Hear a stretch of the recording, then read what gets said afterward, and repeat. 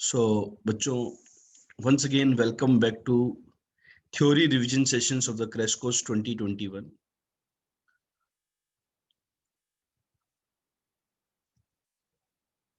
This is all about me. So, बच्चों, आज का हमारा जो सेशन है TRS 02, इसमें हम लोग बात करने वाले एक इम्पोर्टेंट चैप्टर का नाम है फंडामेंटल ऑफ मैथमेटिक्स 1। जैसे चैप्टर का नाम है FOM 1, फंडामेंटल ऑफ मैथमेटिक्स 1। तो यहाँ से बच्चों देखो, वैसे तो ये चैप्टर किसी दुनिया में एग्जिस्ट करता नहीं है। मतलब कोई भी अपन स्टैंडर्ड लिटरेचर पढ़ते हैं, बुक्स वगैरह पढ़ते हैं, जेई मेन का सिलेबस पढ़ते हैं, तो ये वाला जो चैप्टर है, ये चैप्टर का नाम नहीं दिखता है हमें। बताओ, दिखता है क्या आपको इस चैप्टर का नाम? नहीं दिखता है ना। तो हम क्या करें भाई, इस चैप्टर के अंदर कुछ कॉन्सेप्ट्स हैं, उनको हमने इंक्लूड किया है, कुछ कॉन्सेप्ट्स को हमने इंक्लूड किया है। तो क्या इन कॉन्सेप्ट से जेई मेन के अंदर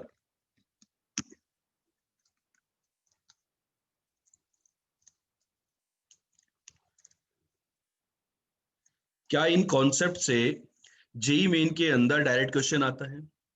तो बच्चों, यहाँ पर जेई मेन के अंदर जो क्वेश्चन आता है ना, वो डायरेक्ट, जैसे कुछ लोग इसके अंदर सेट्स पढ़ लेते हैं, सेट्स को हमने डिफरेंट लेक्चर के अंदर कवर किया है, तो सेट्स तो आएगा नहीं इसके अंदर। इसके अंदर हम डिस्कशन जनरल थ्योरीज के बारे में बात करेंगे। तो वहां से हर साल अभी जो रिसेंट पेपर्स आ रहे हैं 2020, 2019, 2018, 2017, तो इन ईयर्स में इससे डायरेक्ट क्वेश्चन तो नहीं आया है। लेकिन ये जो चैप्टर है, ये इस प्रकार का चैप्टर है कि इसके जो कॉन्सेप्ट्स हैं वो हर जगह काम आते हैं। जैसे कि आप समझ सकते हो, चैप्टर का नाम ही है फंडामेंटल ऑफ मैथ्स। मतलब इन कॉन्सेप्ट्स को हमने यदि रिवाइज नहीं किया तो फिर दिक्कतें बढ़ जाती हैं बच्चों। ठीक है, तो हम स्टार्ट करते हैं कि इसके अंदर हम क्या क्या बातचीत करने जा रहे हैं। तो फर्स्ट ऑफ ऑल जो थ्योरी आती है बच्चों, वो नंबर सिस्टम की आती है। नंबर सिस्टम के अंदर आपको पता होगा कि प्राइम नंबर क्या होता है। नेचुरल नंबर्स को हम एन से डिनोट करते हैं। नेचुरल नंबर, काउंटिंग नंबर्स को नेचुरल नंबर बोलते थे। प्राइम नंबर जो होता है वो नेचुरल नंबर का ही सबसेट होता है। मतलब any number which is divisible by one in itself is known as a prime number except one. ठीक है, तो ये अपने प्राइम नंबर हो गए। यहाँ पर ये बात इंपॉर्टेंट है कि कॉन्जुगेटिव प्राइम नंबर्स कौन कौन से होते हैं? 2 और 3 कॉन्जुगेटिव प्राइम नंबर्स होते हैं। सेकंड पॉइंट आता है बच्चों कंपोजिट नंबर का। कंपोजिट नंबर, नेचुरल नंबर्स जो प्राइम नहीं है उनको कंपोजिट बोल देते हैं एक्सेप्ट वन। मतलब one is neither prime nor composite. ठीक है, मतलब जिसके दो से ज्यादा डिवाइजर हो। जैसे फॉर एग्जांपल 6 है, ये 1 से, 2 से, 3 से, 6 से डिविजिबल है या नहीं? और दो से ज्यादा जिसके डिवाइजर्स हो उसको हम बोलते हैं कंपोजिट नंबर। प्राइम और कंपोजिट तो ज्यादातर बच्चों को याद रहता है, लेकिन कई बार क्वेश्चंस के अंदर वो को प्राइम वर्ड यूज में ले लेता है। कि जैसे किसी क्वेश्चन को सोल्व करने पर, लेट से n की वैल्यू आई सोल्व करने पर 3, सोल्व करने पर, और ऑप्शन में बोल दिया गया देन n इज, मतलब इस प्रकार से क्वेश्चन है, then n is coprime with 5। जब भी ऑप्शन दे दिया गया को प्राइम विद 6, तो बताओ ये क्या आंसर होगा? तो इसके लिए हमें को प्राइम, मतलब इस प्रकार के क्वेश्चंस फ्रेम हो सकते हैं। रिलेटिवली प्राइम इसका दूसरा नाम है बच्चों, को प्राइम या रिलेटिवली प्राइम। तो ऐसे दो नेचुरल नंबर्स, ये ध्यान रखना, ऐसे दो नेचुरल नंबर्स जिनका एचसीएफ या ग्रेटेस्ट कॉमन डिवाइजर जीसीडी वो कितना हो? 1। मतलब ऐसे दो नंबर जिनका एचसीएफ 1 होता है उनको हम बोलते हैं को प्राइम नंबर। बात समझ में आई नहीं आई? तो बच्चों बताओ इसका एग्जांपल क्या होगा? n equal to 3, then n is, then n equal to क्या होगा बेटा? को प्राइम विद 5 और को प्राइम विद 6, तो ये होगा बेटा को प्राइम विद 5, को प्राइम विद 5। क्लियर होगी बात? ये बात क्लियर हुई कि नहीं हुई? चमक गई बात? ठीक है, तो हमें ये ध्यान देना है कि not that these two numbers need not to be prime. एक मिसकंसेप्शन होता है बच्चों के माइंड में कि को प्राइम में वर्ड आ रहा है प्राइम, कि दोनों नंबर को को प्राइम होने के लिए क्या होना चाहिए? प्राइम होना चाहिए। नहीं, ऐसा जरूरी नहीं है। Moreover one is coprime with every natural numbers, a prime number is coprime with all natural numbers which are not its multiple. एक डेफिनेशन आती है बच्चों ट्विन प्राइम की। ट्विन प्राइम के अंदर क्या होता है? ट्विन मतलब दो, ऐसे दो प्राइम नंबर जिनका डिफरेंस दो हो उनको बोलते हैं ट्विन प्राइम नंबर का पेयर। ठीक है बच्चों, नेक्स्ट आता है बच्चों यहाँ पर जो नंबर सिस्टम था नेचुरल नंबर्स के थे, उसके अंदर होल नंबर में 0 इंक्लूड कर दो, इंटीजर्स को जेड और आई से रिप्रेजेंट करते हैं, नेगेटिव पॉजिटिव सब आ जाते हैं इसके अंदर। इवन इंटीजर जो होते हैं वो 2 से डिविजिबल होते हैं, और ऑड इंटीजर जो होते हैं वो 2 से डिविजिबल नहीं होते हैं। बच्चों जीरो कैसा नंबर है? जीरो इज इवन और ऑड? जीरो इज इवन और odd? Zero is even number, because zero को हम 2 से डिवाइड करेंगे तो जीरो आ रहा है, तो जीरो इज डिविजिबल बाई 2, है ना? ठीक है, यहाँ पर ये ध्यान रखना है। इवन नंबर को 2n से रिप्रेजेंट करते हैं और ऑड नंबर को 2n प्लस 1 या 2n माइनस 1 से रिप्रेजेंट करते हैं, इन जनरल ये ध्यान रखना है। तो बच्चों चलो इसके ऊपर इवन इंटीजर्स और ऑड इंटीजर के बेसिस पे क्वेश्चन बनता है कि m square minus n square यदि 7 है और m और n इंटीजर हैं, तो mn के ऑर्डर्ड पेयर कितने होंगे? जल्दी से बताइए, आंसर दीजिए, क्या आंसर होगा इस प्रॉब्लम का?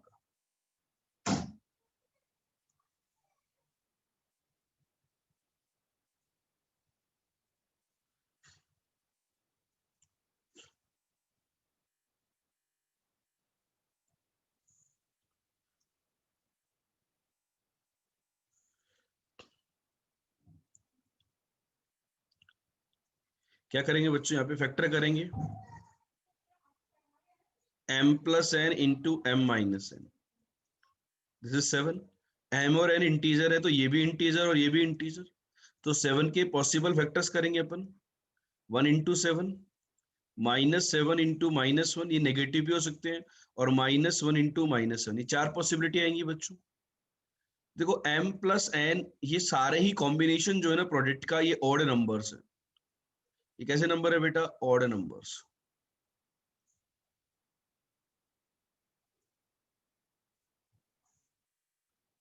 कैसे नंबर है? Odd number. तो ऑड नंबर को ऐड करेंगे, तो इनको सोल्व करने के लिए बेटा ऐड करना होगा, तो ऑड नंबर को ऐड करोगे, ऑड प्लस ऑड तो इवन आएगा, इवन आएगा तो 2 से डिविजिबल होगा, तो m की वैल्यू आ जाएगी। m की वैल्यू 4 आ गई, n की वैल्यू 3 आ गई, तो एक पेयर आ गया। ऐसे दूसरे से दूसरा पेयर, तीसरे से तीसरा पेयर, चौथे से चौथा पेयर, तो कितने ऑर्डर्ड पेयर्स मिलेंगे? 4 मिलेंगे। ये बात चमकी कि नहीं चमकी? कई बार क्वेश्चन में बच्चों क्या होता है कि जैसे कि m प्लस एन इंटू, एक सेपरेट एग्जाम्पल मैं आपके सामने ले रहा हूँ यहाँ पर, ध्यान से समझना, m plus n into m minus n, यदि मैं इस प्रोडक्ट को 14 बोल देता, क्या बोल देता? 14, तो 14 देखो 1 इंटू 14, तो एक ऑड और एक इवन, तो या फिर 14 इंटू 1, समझना एक बार, 2 इंटू 7, एक ऑड और एक इवन, ये बन रहा है। 7 इंटू 2, या इनके नेगेटिव्स, 4 ये और 4 इनके नेगेटिव, -14 इंटू -1, -2 इंटू -7, तो -7 इंटू -2, तो क्या इस केस में सारी पॉसिबिलिटी निकालते हैं? नहीं बेटा। देखो यहाँ पर क्या है, एक तो ओड है हमेशा, एक तो ओड है और एक इवन है, जिसके साथ भी कंपेयर करोगे, एक ऑड और एक इवन, तो सोल्व करने के लिए दोनों को ऐड करना ही पड़ेगा हमेशा। ऑड और इवन ऑड हो गया तो m का वैल्यू इंटीजर नहीं आ रहा, तो इस केस में कोई भी सॉल्यूशन नहीं आता है। बात चमकी कि नहीं चमकी? तो हमेशा इस कॉन्सेप्ट को ध्यान रखना है कि ऐसा नहीं कि हमें सबको कंपेयर करके सोल्व ही करना है, नहीं। यहाँ पर एक कॉन्सेप्ट ध्यान रखना है ऑड इवन का, कि यहाँ पे यदि 14 हो गया तो इसके कोई सॉल्यूशन नहीं होंगे, यदि ये 7 था तो इसके कितने ऑर्डर पे सॉल्यूशन हुए? 4। ये वाला क्वेश्चन बच्चों क्लियर हुआ क्या? ये कॉन्सेप्ट हमें ध्यान रहेगा ऑड इवन के कॉन्सेप्ट के बेसिस पर। This is the application of odd even numbers. Clear? चलें आगे। चलो बच्चों, इसके बाद नंबर सिस्टम में आता है रैशनल नंबर, जिसको हम पी बाई क्यू फॉर्मेट में रिप्रेजेंट कर सकते हैं। रिकरिंग डेसिमल्स भी रैशनल नंबर होते हैं, जैसे इनको अपन पी बाई क्यू के फॉर्मेट में रिप्रेजेंट कर सकते हैं। ठीक है, terminating and recurring. Irrational numbers जो होते हैं, जिनको हम पी बाई क्यू के फॉर्मेट में, जो √2 हो गया, क्यूब रूट ऑफ 3 हो गया, पाई और ई जो होते हैं ना, वो भी इरेशनल होते हैं, ध्यान रखना बेटा। पाई की जो 22/7 जो वैल्यू होती है वो अप्रोक्सीमेटली होती है, 3.14 भी अप्रोक्सीमेटली होती है, ठीक है, तो कंफ्यूज नहीं होना है। इनफैक्ट यदि आप चेक करो तो पाई की जो वैल्यू होती है ना, वो 3.14 से ज्यादा होती है, 22/7 से छोटी होती है। मतलब यदि आपको ज्यादा नॉलेज चाहिए तो मतलब आप इस पॉइंट को याद रख सकते हो। ई जो होता है उसकी अप्रोक्सीमेट वैल्यू होती है 2.71, ये भी याद रखनी है, नहीं याद हो तो याद कर लेना। ई की वैल्यू पता है इसके इक्वल नहीं होती है, अप्रोक्सीमेट इक्वल होती है, कैलकुलेशन में हम यूज में ले लेते हैं। ये नॉन टर्मिनेटिंग है, चलते रहते हैं, नॉन रिपीटिंग है, नॉन टर्मिनेटिंग नॉन रिपीटिंग को अपन इरेशनल नंबर बोलते हैं बच्चों। ठीक है, क्लियर है बात? अब देखो क्या होता है बेटा, रैशनल नंबर के ऊपर एक इंपॉर्टेंट कॉन्सेप्ट यहाँ पे डिराइव होता है कि जैसे कि ए बी सी डी मेरे पास रैशनल नंबर थे, तो a plus b lambda equal to c plus d lambda, a B c d कैसे हैं, रैशनल नंबर हैं, और लेमडा जो है ना वो इरेशनल नंबर है।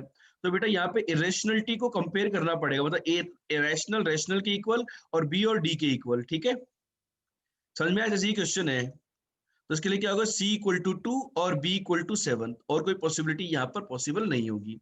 जैसे ऐसे क्वेश्चन आ जाते हैं तो इनको अपन क्या करते हैं, रेशनलाइजेशन करके कंपेयर कर सकते हैं, इसका ध्यान रखना है।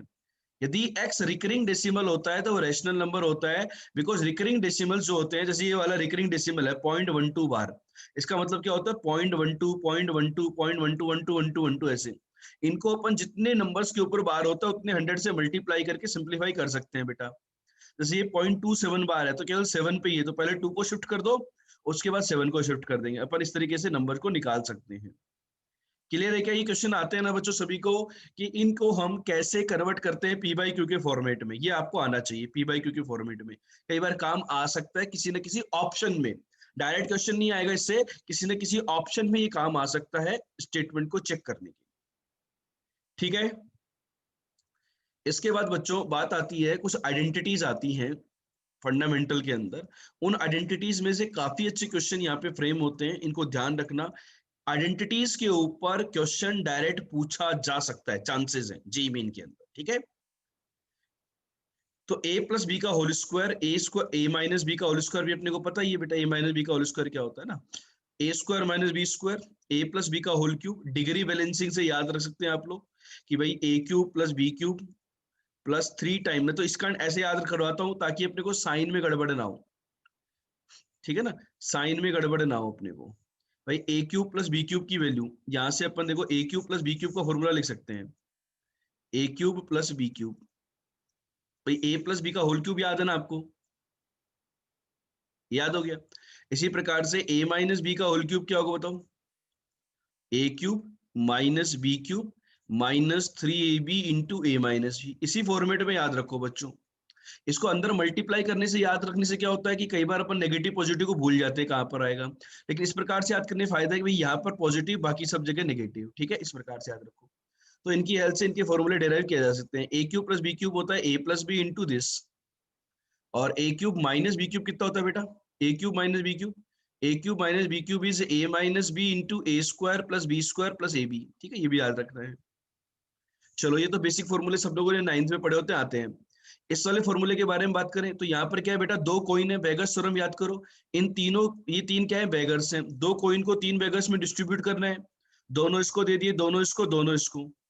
और ये जो कोफिशिएंट होता है इस बात को इंडिकेट करता है कि ऐसा डिस्ट्रीब्यूशन के कितने तरीके हैं, एक ए को एक बी को, तो पहला कॉइन ए को दूसरा बी को, या फिर दूसरा ए को पहला, तो यहाँ पे 2 आएगा, 2bc 2ca, इसमें से 2abc कॉमन ले लेते तो ये वाला फॉर्मेट आता है, इसको भी ध्यान रखना है। A cube plus B cube plus C cube, ये वाला फॉर्मूला सबसे खतरनाक है, इसको बच्चे भूल जाते हैं। ये कॉम्प्लेक्स नंबर में भी काम आ सकता है formula, A cube plus B cube plus C cube minus 3abc जो होता है, ये होता है A plus B plus C, A square plus B square plus C square minus A B minus B C minus C A. अब बेटा यहाँ पर ये जो एक्सप्रेशन आया ना, A square plus B square plus C square minus A B minus B C minus C A, ये जो एक्सप्रेशन आता है इसकी वैल्यू ये होती है 1/2 टाइम्स, इसको ध्यान से समझ लेना, a माइनस बी का whole square plus B minus C का whole square plus C minus A का होल स्क्वायर।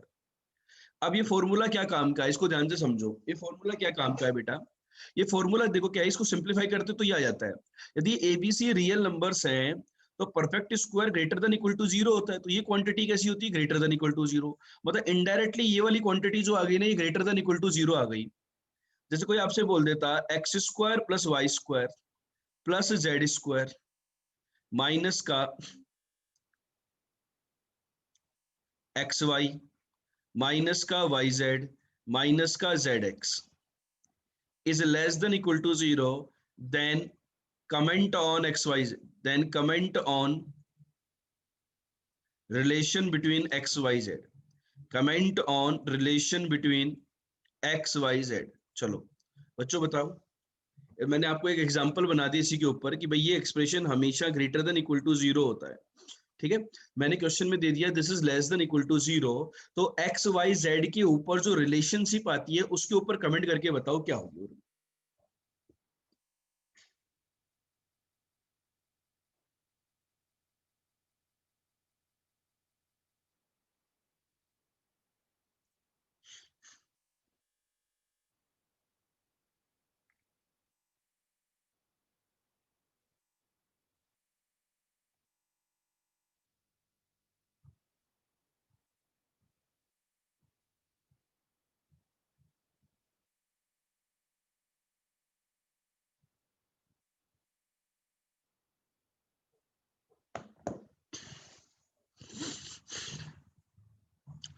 तो बेटा देखो, ये तो हमेशा greater than equal to zero होता है नहीं होता?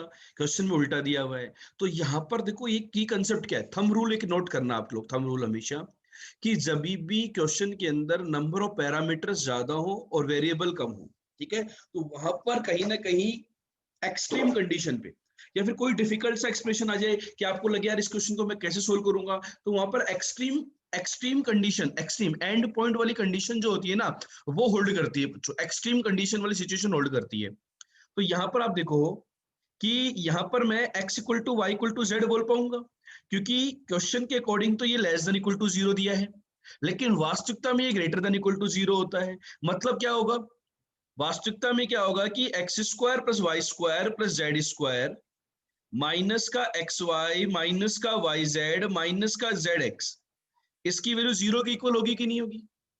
बताओ, इसकी जो वैल्यू होगी वो किसकी इक्वल होगी? जीरो की इक्वल होगी, होगी जीरो की इक्वल। ठीक है, मतलब क्या हुआ, ये जीरो कब होगा? जब a equal to B equal to C equal to A हो। ठीक है, तो एक तो इस कॉन्सेप्ट का ये यूज आ गया। दूसरा जो यूज है ना इस कॉन्सेप्ट का, इस वाले फॉर्मूले का, वो क्या है, कई बार क्या होता है बहुत सारे क्वेश्चन में, ध्यान से समझना, if a plus B plus c equal to zero, यदि ये है, ध्यान से सुनना, इफ देन, आप लोगों ने मैथमेटिकल रीजनिंग भी पढ़ी है, इफ देन और आई डबल एफ दोनों का मतलब अलग अलग होता है।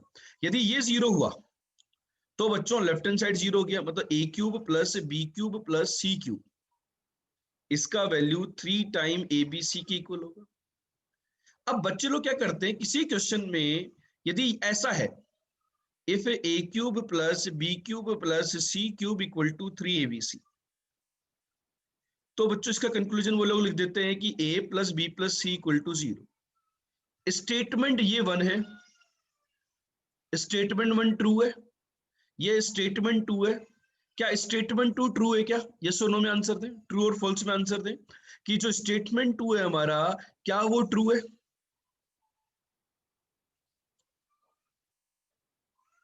स्टेटमेंट टू मेरा ट्रू नहीं है बच्चों, क्योंकि यहां पर एक जो दूसरा एक्सप्रेशन है ना, वो भी जीरो हो सकता है। मतलब इसका मतलब होता है कि या तो ये जीरो हो या फिर ये जीरो हो। A square plus B square plus C square minus A B minus B C minus C A equal to zero. तो इसके क्या इंप्लीकेशन भाई, या तो यहां से आंसर आ सकता है, और कई बार क्वेश्चन में क्या होता है, ये इसका मतलब होता है A equal to B equal to C, ये जीरो तभी होगा जब A equal to B equal to C हो। तो कई बार क्वेश्चन में ये वाली कंडीशन भी पूछी जा सकती है, यदि ऐसा है तो। ज्यादातर क्वेश्चन में 99% जो क्वेश्चन होते हैं वो पहले वाली कंडीशन पे बनते हैं, स्टेटमेंट वन पर बनते हैं, लेकिन 1% क्वेश्चन तो एग्जाम में आ सकते हैं, तो इसका ध्यान रखना है। ठीक है, चले आगे। तो बच्चों चलो एक आधे क्वेश्चन सोल्व करते हैं पहले। मतलब ये जो फॉर्मूला है ना, A Q plus B Q plus C Q, इस वाले फॉर्मूले का इम्प्लीकेशन आपको आना चाहिए, बाकी सारे फॉर्मूले के एप्लीकेशन तो बहुत ईजी है।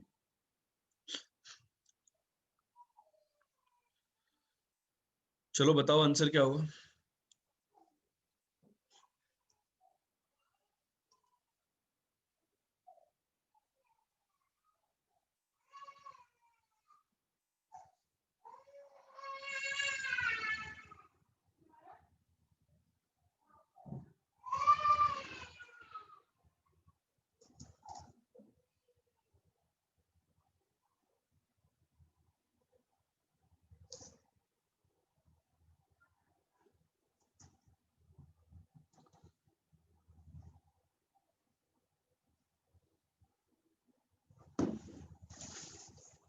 तो बेटा यहाँ पे देखो, x cube plus y cube plus z cube upon x into y into z, इसको x मान लिया, इसको y मान लिया, इसको z मान लिया। जब भी क्यूबिक एक्सप्रेशन दिखे तो इसके बारे में जरूर से सोचना है। तो यहाँ पर क्या है खास बात कि x y z जो हैं उनका सम चेक किया मैंने, तो a माइनस बी माइनस सी और c माइनस ए, इनका जो सम आया वो जीरो के इक्वल आया नहीं है। मतलब न्यूमरेटर जो होगा वो 3xyz के इक्वल हो गया, और डिनोमिनेटर भी xyz के इक्वल। तो इसकी जो वैल्यू आई वो 3 के इक्वल आ।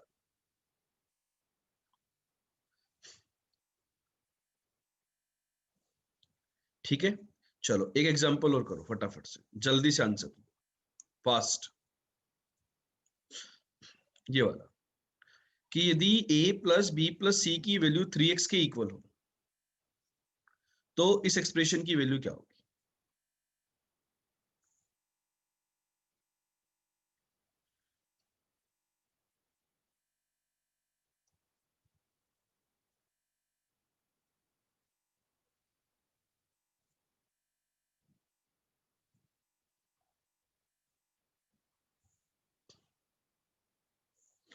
0 होगी। वेरी गुड, कई बच्चों का आंसर आ गया 0। कि बेटा देखो, इसको मैं ए पी बोलूं, p cube plus q cube plus r cube minus 3 times p q are.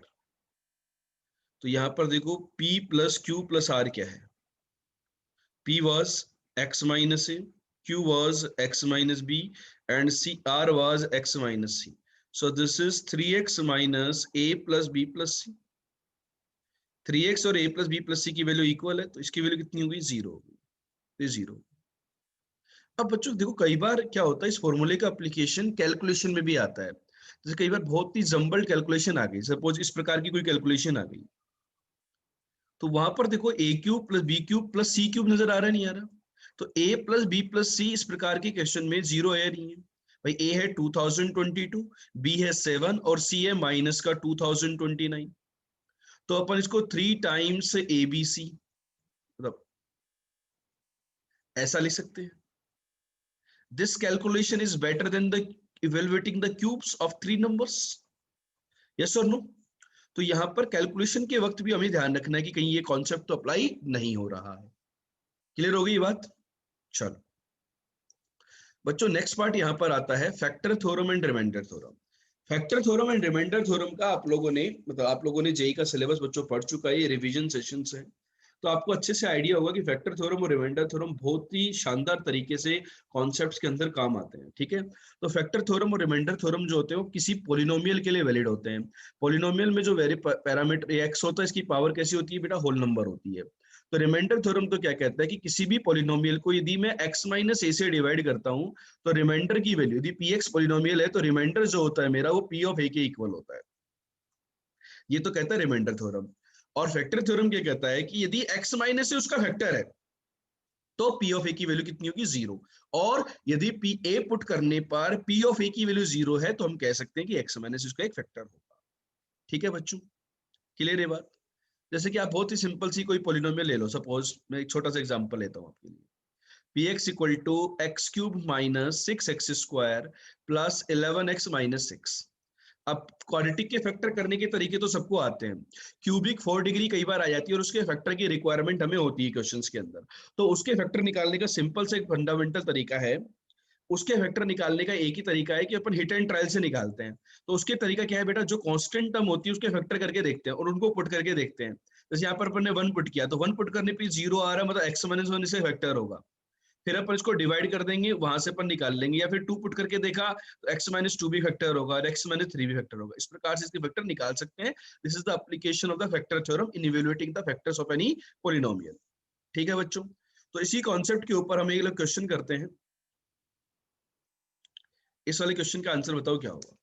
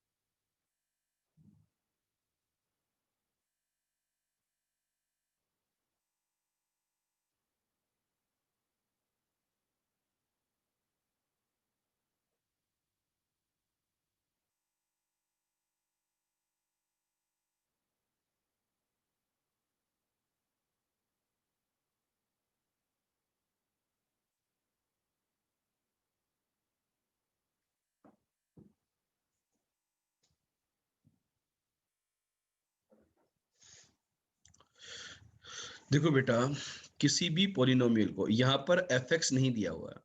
यदि आप x माइनस 1 से डिवाइड करते हो तो रिमाइंडर 5 है। इट मींस f ऑफ 1 की वैल्यू 5। x प्लस वन से डिवाइड करते हो, that means F of minus one की वैल्यू 3 है। x प्लस टू से डिवाइड करते हो, मतलब एफ ऑफ माइनस टू की वैल्यू 2 है। ये तीन रिलेशन बच्चों आपके पास आए कि नहीं आए? आ गए।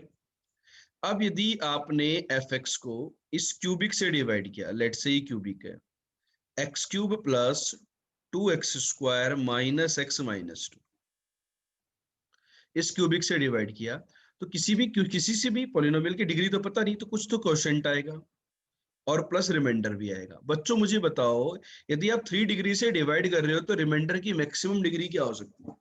भाई आप यदि 3 डिग्री से डिवाइड करोगे तो रिमाइंडर जो होगा वो मैक्सिमम 2 डिग्री का हो सकता है। हमें ये तो सपने नहीं आएंगे ना पहले से कि भाई 1 डिग्री होगा। ऑप्शन यहाँ पे सारे 1 डिग्री दिए हुए हैं, इसका मतलब ये नहीं कि हम 1 डिग्री मान लें। भाई इन जनरल हम मानेंगे, ऑटोमेटिक आ जाएगा वो तो। यहाँ पर A X square plus B X plus C. ये अलग बात है कि यदि आप स्मार्टली काम करना चाहो तो आपको ऑप्शंस के अकॉर्डिंग आपको पता है कि रिमाइंडर 1 डिग्री का आने वाला है, तो अपन ए को 0 मान ले भाई, सोल्व करने पर ए की वैल्यू 0 आएगी। तो ये कॉन्सेप्ट हुआ रिमाइंडर का कि भाई कि जितने डिग्री से डिवाइड करते हो, रिमाइंडर जो होता है उससे एक कम डिग्री का होता है। ये कांस्टेंट भी हो सकता है, मतलब मैक्सिमम एक कम, मतलब 1 डिग्री कम माननी है हमें, ठीक है। अब इस प्रकार के क्वेश्चन के लिए क्या करते हैं बेटा हम लोग, यहाँ पर आपके पास वैल्यू दी हुई है, अब 1 डालो। अब ऑटोमेटिकली क्वेश्चन के अंदर क्या होगा, आपको क्वेश्चन नहीं पता तो 1 डालने पर ये जितनी भी वैल्यू पता होंगी वहां पर ये सब 0 हो जाएगा, ताकि इसका कोई रोल नहीं हो, 0। तो a plus B plus c. Answer बताओ बेटा क्या आ रहा है? इसकी वैल्यू कितनी होगी बेटा? 5 होगी। -1 डालने पर भी ये भी 0 आ रहा होगा, चेक करो। ये बन जाएगा a minus b plus c equal to 3। इन दोनों को सब्ट्रैक्ट कर दो बेटा, b की वैल्यू तो आ गई 1। ऑप्शन से दिख रहा था भाई, इस यदि ये रिमाइंडर है तो a 0 होगा और b 1 होगा, ये तो ऑलरेडी आ रहा था, तो c की वैल्यू 4 आ गई। एक से आपने आंसर टिक कर दिया। टाइम बचाना है तो ऑप्शन से जाना है, तो थोड़ा थोड़ा 2 डालोगे तो क्या मिलेगा? 4 -2 डालोगे तो 4a minus 2b plus c equal to 2। b का वैल्यू 1 आ चुका है, तो a प्लस सी कितना है? 4। और 4a प्लस सी कितना है? b का वैल्यू 1 है तो वो भी 4। तो a का वैल्यू 0 आ गया और c का वैल्यू 4 आ गया सोल्व करने पर। तो आपका ऑप्शन आ गया बी। बच्चों क्लियर हुआ कि नहीं हुआ ये कॉन्सेप्ट, कि हम किस प्रकार से ऐसे क्वेश्चन को सोल्व कर सकते हैं? Remainder theorem.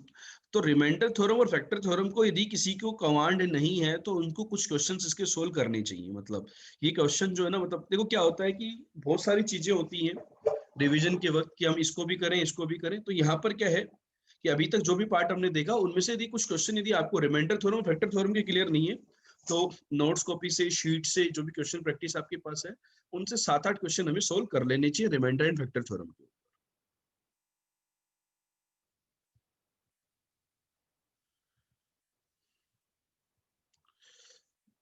जैसे बेटा यहाँ पर एक पॉलिनोमियल है, let say p x, 3 degree का पॉलिनोमियल है with leading coefficient 1, with leading coefficient 1, ठीक है, such that p of 1 equal to 2,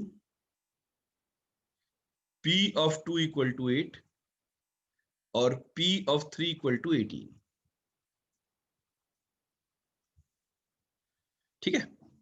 so what is the value of p of 4? चलो बच्चों इस क्वेश्चन को सोल्व करके बताओ।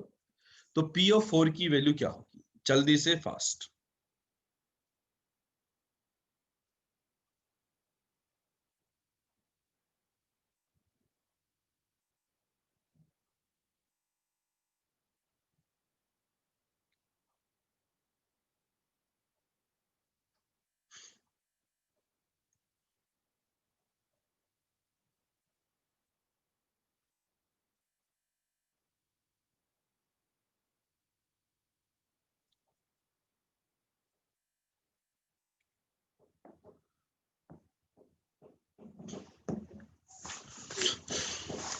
क्या होगा बेटा? p of x किसको सेटिस्फाई कर रहा है?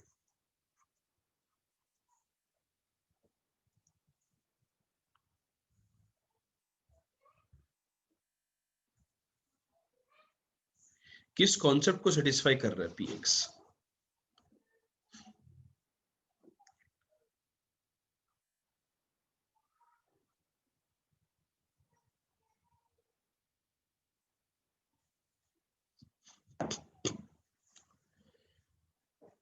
P ऑफ x सेटिस्फाई कर रहा है 2x स्क्वायर को, चेक करो।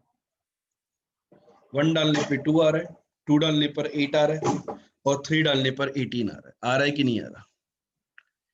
x की वैल्यू किस किस के लिए? केवल 1 2 3 के लिए, और किसी के लिए नहीं। केवल x की वैल्यू 1 2 3 के लिए ही ऐसा हो रहा है। It means px minus 2x square equal to 0। px एक पॉलिनोमियल था, तो px माइनस 2x स्क्वायर भी एक पॉलिनोमियल होगा। px का डिग्री 3 था, उसको 2 डिग्री वाले टर्म से माइनस करोगे तो 3 डिग्री रहेगा।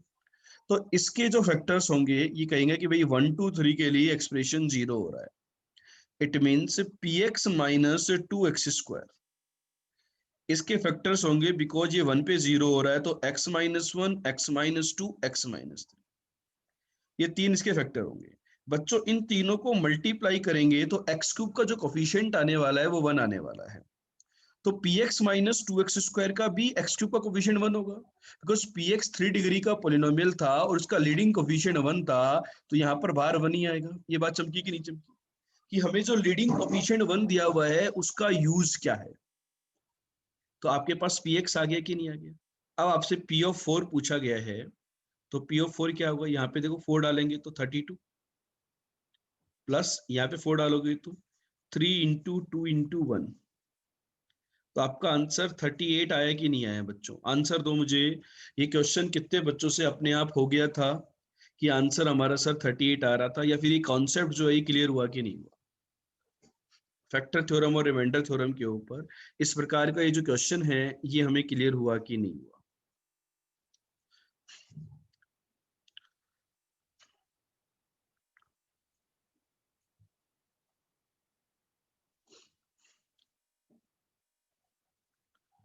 डन? किसी से हुआ था, अपने आप से सोल्व हुआ था आंसर, कि सर मेरा आ गया था आंसर खुद से? ये बताते रहो ताकि आइडिया लगता रहे कि बेटा आपके मतलब कॉन्सेप्ट लेवल क्या है फिलहाल आज की डेट में।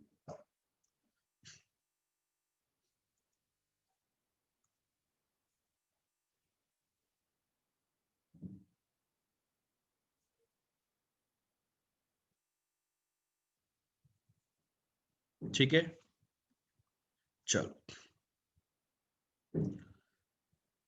बच्चों नेक्स्ट एक पार्ट आता है जिसको जनरली बच्चे लोग स्किप कर देते हैं, रेशियो एंड प्रोपोर्शन।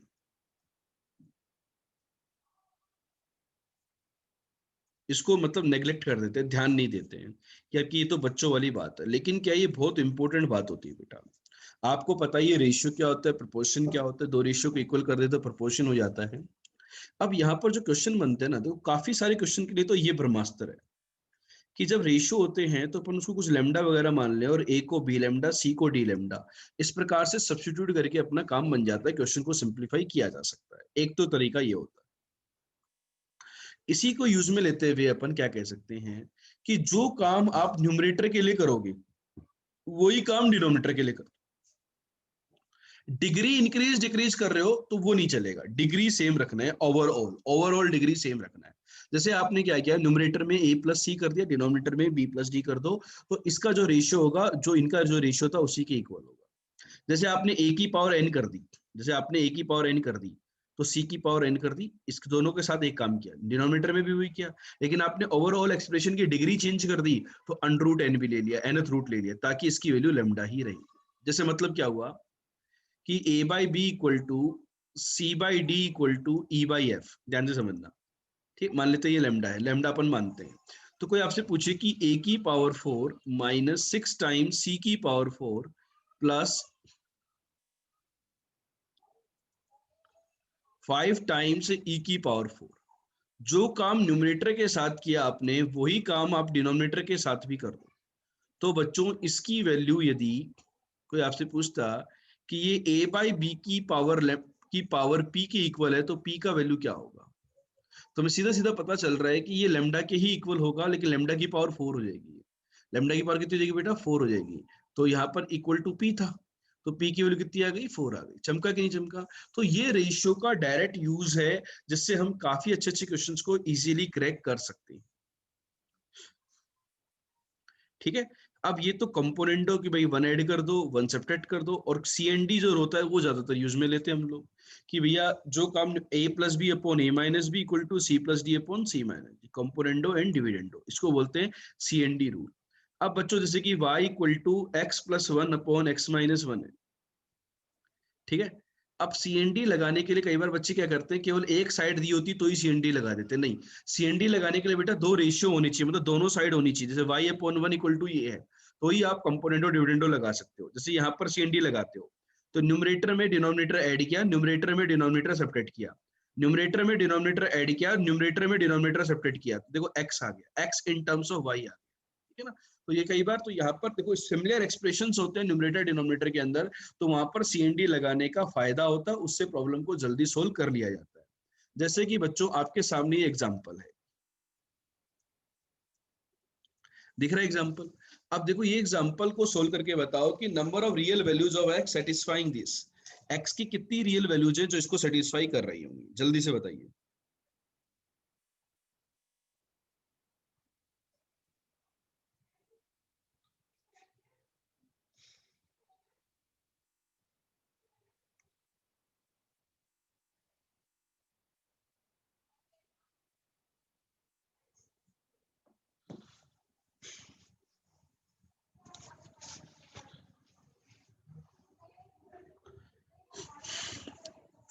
अब देखो कई बच्चे क्या करेंगे, जो जिनको ये कॉन्सेप्ट नहीं पता, बचपन की बात करें तो बोलेंगे यार सर 3 डिग्री 2 डिग्री मल्टीप्लाई कर देते 5 डिग्री की इक्वेशन बनेगी।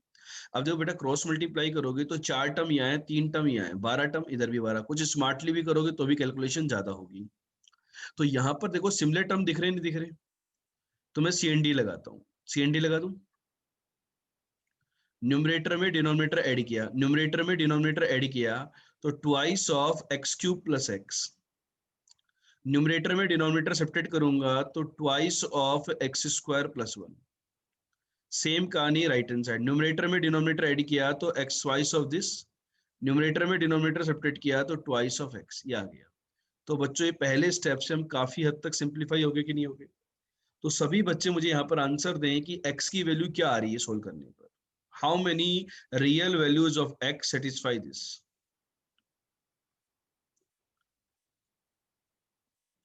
जीरो आ गई। अब बच्चे इसको सोल्व कर लो, अब तो बहुत आसान हो गया प्रॉब्लम, क्रॉस मल्टीप्लाई कर दो, एक्स की power 4 plus X square equal to X की power 4 plus 2x square plus one. तो X square plus one equal to zero के तो रियल सॉल्यूशन होते नहीं है, एक्स बिलोंग्स टू इमेजनरी, तो कोई रियल सॉल्यूशन तो कितना है, जीरो। तो आई होप सभी बच्चों को CND का यूज क्लियर हो गया होगा कि how you will apply the componendo and dividendo in the questions.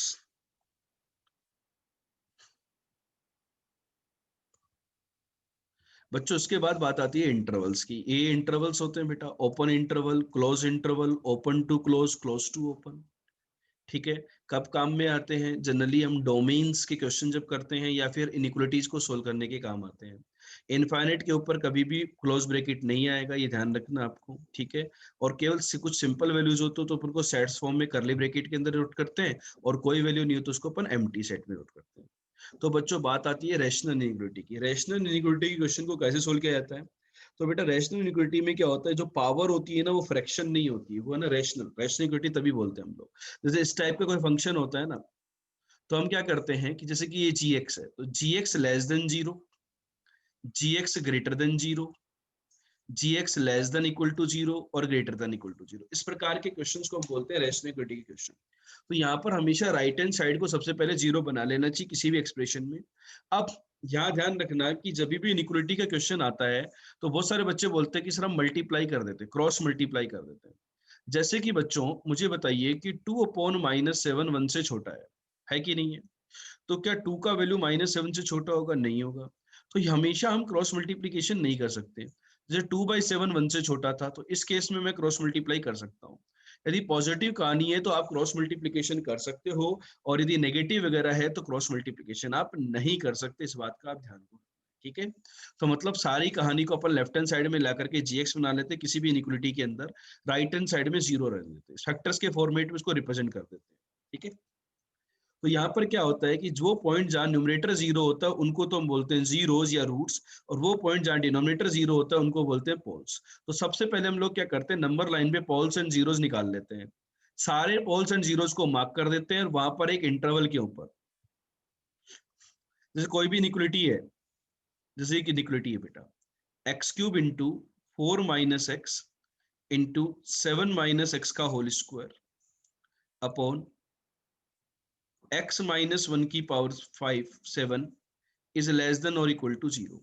तो सबसे पहले क्या करो बेटा, यहाँ पर ये जो फंक्शन है ना, हमेशा कोशिश करना कि आप x का जो कोफिशिएंट है वो पॉजिटिव हो। तो x का कोफिशिएंट पॉजिटिव बना लेना हमेशा, कोई भी क्वेश्चन हो तो, ठीक है। तो एक नेगेटिव से आपको मल्टीप्लाई करना होगा यहाँ पर x से कोफिशिएंट को पॉजिटिव बनाने के लिए, ठीक है। आपने क्या किया, नेगेटिव से मल्टीप्लाई कर दिया, तो इनिक्वलिटी आपकी पूरी की पूरी चेंज हो जाएगी, इस बात का भी ध्यान रखना। अब क्या करते हैं, जो पोल्स एंड जीरोज आते हैं उनको सबसे पहले अपन प्लॉट करते हैं, नंबर है एक वर्टिकल बार के साथ, कर दिया आपने। जो यहाँ पर यदि इक्वलिटी है, तो जो न्यूमरेटर के जो पॉइंट्स हैं, जो जीरोस बोलते हैं जिनको, या रूट्स बोलते हैं, उनके ऊपर बच्चों आता है डार्क सर्कल। तो बहुत सारे बच्चे डार्क सर्कल करना भूल जाते हैं क्वेश्चंस के अंदर, और जो डिनोमिनेटर वाले पॉइंट्स हैं उन पर हमेशा आएगा ओपन सर्कल, उनके ऊपर हमारा फंक्शन डिफाइन नहीं होगा। यदि आपने एक्स के सारे कोफिशिएंट पॉजिटिव बना लिए तो नंबर लाइन पे यहाँ पर हमेशा प्लस आता है। एक इंटरवल से दूसरे इंटरवल पे यदि अपन जाते हैं तो इसको क्रॉस करेंगे, तो ये वाला जो पॉइंट है इसकी पावर देखो 7, x - 7 ये था, इसकी पावर इवन है तो साइन चेंज नहीं होता है, और ऑड है तो साइन चेंज होता है। 4 पर देखो पावर कितनी है 1, साइन चेंज होगा, मतलब पॉजिटिव का नेगेटिव हो गया। 1 पर देखो पावर कैसी है ऑड, साइन चेंज होगा। 0 पर पावर देखो कैसी है बेटा 3, तो साइन चेंज होगा। हमें क्या चाहिए, ग्रेटर देन 0। तो यदि आपको ग्रेटर देन 0 चाहिए तो जिन जिन इंटरवल्स में आपने प्लस लिखा है उनको क्लब कर लो।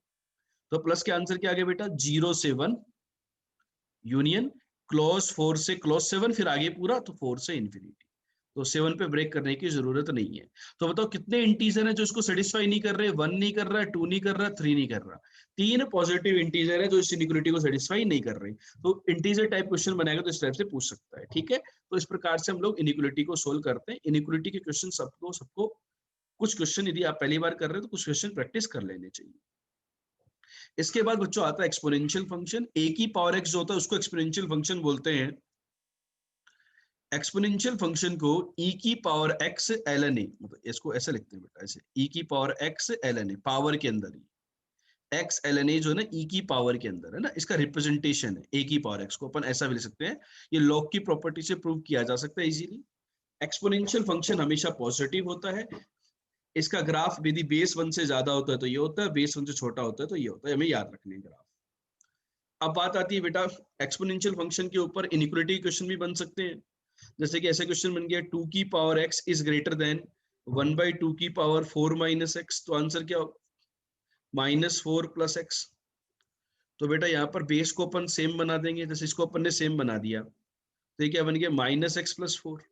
अब पावर बेस 1 से बड़ा है तो पावर के अंदर इनइक्वालिटी चेंज नहीं होती है, मतलब 2x is greater than 4, x is greater than 2, ये आंसर आ गया, ठीक है। अभी कुछ बच्चे बोलेंगे सर आपने इसी को क्यों कन्वर्ट किया 2 के अंदर, आप इसको 1/2 के अंदर कन्वर्ट कर दो। देखो उसको 1/2 के अंदर कन्वर्ट करेंगे तो हो जाएगा 1/2 की power -x is greater than 1/2 की पावर -4 + x। अब बच्चों बेस 1 से छोटा होता है तो पावर को कंपेयर करेंगे तो इनइक्वालिटी चेंज हो जाती है, ध्यान रखना है। तो ये क्या आ गया 2x इज ग्रेटर देन 4, वही x ग्रेटर देन 2, सॉल्यूशन वही आएगा सेम तरीके से, ठीक है। इसके बाद बच्चों लोगरिथम आता है। लोगरिथम के ऊपर भी जेई मेन के अंदर डायरेक्ट क्वेश्चन नहीं आते हैं बच्चों, लेकिन लोग जो होता है आपको पता है पूरी कैलकुलस के अंदर आगे जाकर के पूरी एल्जेब्रा के अंदर डिटरमिनेंट के अंदर हर जगह लोगरिथम काम आता है। तो लोग को समझना बहुत ज्यादा अपने आप में इंपॉर्टेंट है। देखो लोग क्या होता है, किसी भी नंबर का logarithm to the base A एक एक्सपोनेंट या पावर होती है indicating the power to which base A must be reached, मतलब A to the power X to obtain the number N. तो बेटा ये a की पावर x की वैल्यू n की इक्वल है, और a की पावर x कैसा फंक्शन था, एक्सपोनेंशियल फंक्शन था, तो n हमेशा पॉजिटिव होगा। एक्सपोनेंशियल फंक्शन को डिफाइन करने के लिए बेस पॉजिटिव लिया था। अब बेस को 1 नहीं लेते हैं, बिकॉज बेस यदि 1 हो जाएगा तो n की वैल्यू हमेशा 1 आ जाएगी, मतलब number other than 1 will not have logarithm, ठीक है। यदि बेस 10 होता है तो लॉग भी लिखते हैं हम लोग, इंस्टीट्यूट मतलब बेस नहीं लिखते हैं। और बेस यदि ई होता है जिसको हम नेपियर्स कांस्टेंट बोलते हैं, तो लॉग में बेस ई लगाने की बजाय अपन उसको ln भी लिख देते हैं, ठीक है। लॉग की इसकी अप्रोक्सीमेट वैल्यू जो होती है ई की वो 2.71 होती है। बेटा log 2 की वैल्यू log 3 की वैल्यू अप्रोक्सीमेट वैल्यू आपको याद होनी चाहिए। ln2 की और ln10 की अप्रोक्सीमेट वैल्यू याद होनी चाहिए। और ये डोमेन ऑफ द डेफिनेशन यही है कि logarithm of n to the base a कब डिफाइन होता है, जब नंबर पॉजिटिव, a पॉजिटिव और बेस नॉट इक्वल टू 1 होता है। अब यहाँ पर जैसे हमने एक्सपोनेंशियल फंक्शन के बारे में बात करी थी, तो यहाँ पर देखो y equal to log x base है, इसका ग्राफ बनाना है, ये लॉगरिथमिक फंक्शन होता है। तो x equal to a to the power y होगा, तो ये y equal to a to the power x जैसा ही है, बस x की जगह y और y की जगह x आ गए। तो इसके भी दो केसेस होते हैं, बेस 1 से बड़ा होता है तो x और y को इंटरचेंज करते हैं तो ग्राफ ऐसा बनेगा एक्सपोनेंशियल फंक्शन का। ये ग्राफ होता है बच्चों इंक्रीजिंग और ये होता है डिक्रीजिंग, इनके ग्राफ हम लोग इजीली प्लॉट कर सकते हैं। इनके ग्राफ को भी बच्चों याद रखना है। फंडामेंटल लॉगरिथमिक आइडेंटिटी होती है, ये बेस और ये बेस सेम होते हैं तो इसकी वैल्यू n के इक्वल होती है, प्रूव किया जा सकता है, याद रखना है। अब बच्चों यहाँ पे कुछ प्रॉपर्टीज होती है, ये होती है एडिशन प्रॉपर्टी, इन जनरल अपन ऐसा लिख सकते हैं ब्रेक करके। ये होती है सब्ट्रैक्शन प्रॉपर्टी, m/n या डिवीजन प्रॉपर्टी। नंबर की कुछ पावर होती है, वो पावर आगे आ जाती है। बेस में यदि कोई पावर होती है तो वो 1/बीटा बन करके बाहर आ जाती है। इसको बोलते हैं बेस चेंज थ्योरम। बहुत सारे क्वेश्चंस में हमें बेस चेंज करने की आवश्यकता पड़ती है, तो हम क्या कर सकते हैं, लॉग एम बेस बी को लिख सकते हैं log m upon log b, कोई भी बेस लगा दो, दोनों जगह सेम, बस बेस की कंडीशन सेटिस्फाई होनी चाहिए, बेस 1 और 1 नहीं होना चाहिए और पॉजिटिव होना चाहिए। ये कुछ इंपॉर्टेंट बातें बेटा, log 1 की वैल्यू 0 होती है, यदि बेस और नंबर सेम होता है तो 1 होता है, बेस और नंबर एक दूसरे के रेसिप्रोकल होते हैं तो -1 होता है। ये वाले जो पॉइंट है ये अपन ने बेस चेंज थ्योरम से निकाला, इसको अपन बेटा लेफ्ट हैंड साइड को log a upon log b लिख सकते थे, अब मैंने बेस चेंज कर दिया तो ये क्या बन गया 1 अपॉन log b बेस है। बहुत सी बार क्या होता है लॉगरिथम का टर्म डिनोमिनेटर के अंदर होता है तो उसको न्यूमरेटर के अंदर लाने के लिए अपन इस वाले पॉइंट को यूज में ले सकते हैं, ठीक है। a की पावर x बेटा इसकी इक्वल होता है, ये वाले पॉइंट देखो a की पावर x कैसे हुआ बेटा इक्वल, a की पावर x कैसे इक्वल हुआ, a की power x equal to e की power x ln a, ln क्या होता है log a बेस e, तो और इस x को मैं नंबर के ऊपर भेज सकता हूँ, प्रॉपर्टी होती है। तो ये आ गया a to the power x और यहाँ पर भी बेस। फंडामेंटल लॉगरिथमिक आइडेंटिटी कहती है कि ये बेस और ये बेस सेम होते हैं तो ये इसी के इक्वल होता है नंबर, तो ये a की पावर x के इक्वल। इस वाले पॉइंट को भी बच्चों ध्यान रखना है, लास्ट वाले पॉइंट को भी इंपॉर्टेंट है कि यहाँ पर b और a को यदि इंटरचेंज करते हैं तो वैल्यू सेम रहती है। मतलब क्या है, जैसे 2 की पावर log 7 बेस 5 है, तो मैं यदि 7 और 2 को इंटरचेंज कर देता हूं तो भी वैल्यू मेरी सेम रहती है। तो ये आपका प्रॉपर्टी, ठीक है। अब बच्चों क्या है कि जो लॉगरिथम है उसकी वैल्यू कई बार क्या होती है कि हम पॉजिटिव नेगेटिव डायरेक्ट निकाल सकते हैं। जैसे लॉग का ग्राफ ये आया था, याद करो, यदि बेस 1 से ज्यादा होता है और x की वैल्यू भी यदि आप 1 से ज्यादा रखोगे तो देखो ग्राफ के अंदर जो वैल्यू आएंगी ये ऊपर की तरफ आएंगी, तो ऊपर की तरफ आएंगी तो कैसी आएंगी, पॉजिटिव वैल्यू आएंगी। और बेस यदि 1 से छोटा रखोगे तो देखो वैल्यू कैसी आएगी, नीचे की तरफ नेगेटिव आएगी। क्लियर हुई कि नहीं हुई? तो यही पॉइंट है, पहला पॉइंट, कि नंबर एंड बेस यदि दोनों सेम साइड ऑफ यूनिटी होती है, जैसे बेस 1 से बड़ा है और नंबर भी यदि आप 1 से बड़ा डालोगे, नंबर भी देखो आप 1 से बड़ा डालोगे इधर तो आउटपुट पॉजिटिव आएगा। यदि बेस 1 से छोटा है और नंबर भी आप 1 से छोटा डालोगे तो आउटपुट पॉजिटिव आएगा, ठीक है। अब बात आती है कि नंबर और बेस दोनों same opposite side of unity हो तो वैल्यू ऑफ द लॉगरिथम जो होती है वो नेगेटिव होती है। जैसे बेस 1 से बड़ा है, नंबर 1 से छोटा डालो, देखो तो ये नेगेटिव आ गया। यहाँ पर बेस 1 से छोटा है, नंबर 1 से बड़ा डालो, आप देखो वैल्यू कैसे आएगा, नेगेटिव आएगा। इस प्रकार की प्रॉपर्टी यूज में ले सकते हैं। जैसे कि बच्चों आपको कोई ये पूछे कि log 7 बेस 1/3 इसका वैल्यू पॉजिटिव होगा या नेगेटिव होगा,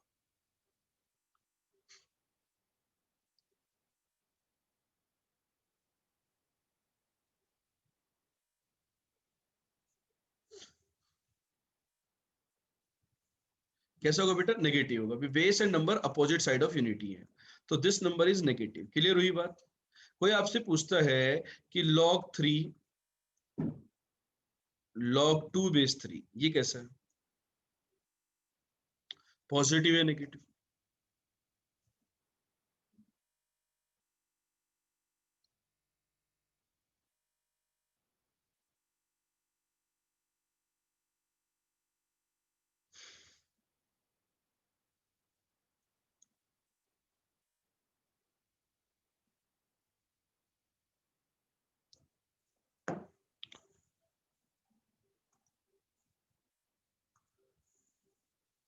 अब देखो यहाँ पर बेटा बाहर वाला जो log है इसका बेस तो 3 है। अब इस नंबर की वैल्यू को कंपेयर करना हो तो यहाँ पे इनइक्वालिटी का यूज आता है कि भाई मैं एक ग्राफ बनाऊं y equal to log x base 3 का, तो ये होगा बेस 1 से बड़ा है। तो यहाँ पर यदि x की वैल्यू 3 डालूंगा तो वैल्यू मुझे 1 मिलेगी, तो मैं 2 डालूंगा तो वैल्यू मुझे 1 से छोटी मिलेगी। तो ये जो नंबर है ना, ये अंदर वाला, ये 1 से छोटा है और ये बेस 1 से बड़ा है, तो ये वैल्यू कैसा हो गया? नेगेटिव। नंबर 1 से छोटा और बेस 1 से बड़ा, तो वैल्यू इज नेगेटिव। इस प्रकार से हम लोग आंसर दे सकते हैं। चलो बच्चों, इसकी वैल्यू जल्दी से, मतलब कोई बहुत ज्यादा क्वेश्चन हम लोग बेसिक लोगरिथम पर नहीं करने वाले हैं, ठीक है। आपको आइडिया लग गया होगा कौन कौन सी प्रॉपर्टी का यूज आता है, उन प्रॉपर्टीज को हमें याद रखना है और उन प्रॉपर्टी के क्वेश्चन हमें सोल्व करने आने चाहिए। चलो ठीक है, तो ये वाला जो क्वेश्चन आपके सामने स्क्रीन पर है, तो आप इसकी वैल्यू बताइए क्या हो।